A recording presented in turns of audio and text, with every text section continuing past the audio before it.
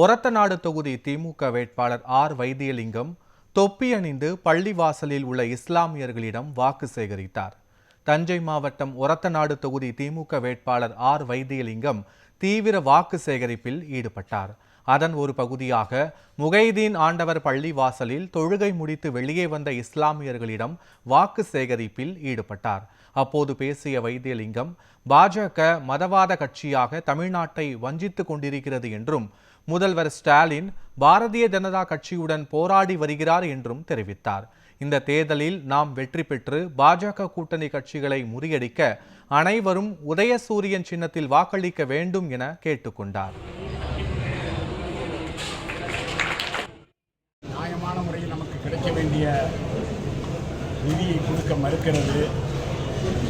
ஏற்றத்தாழ்வுகளை மக்களிடத்திலே எண்ணத்தை உருவாக்குகிறது.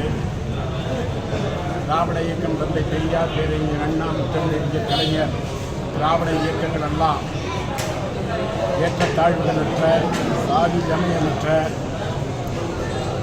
சுயமரியாதை, சமூக நீதி என்றுதான் அவருடைய கொள்கைகள்.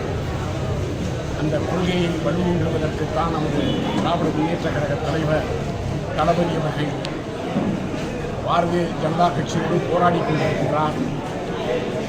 இந்த தேர்தல் தமிழ்நாட்டுக்கும் டெல்லிக்கு நடக்கின்ற தேர்தல் என்று அறிவித்திருக்கின்றார். தமிழ்நாட்டில் நாம் வெற்றி பெற்று பாரதிய ஜனதா கட்சி அதனுடைய கூட்டணி கட்சிகளை முறியடிக்க நீங்கள் எல்லாம் மீண்டும் தமிழகத்தினுடைய முதல்வராக திராவிட முன்னேற்ற கழக தலைவர் வருவதற்கு எனக்கு உதயசூரியன் சின்னத்தில் வாக்களித்து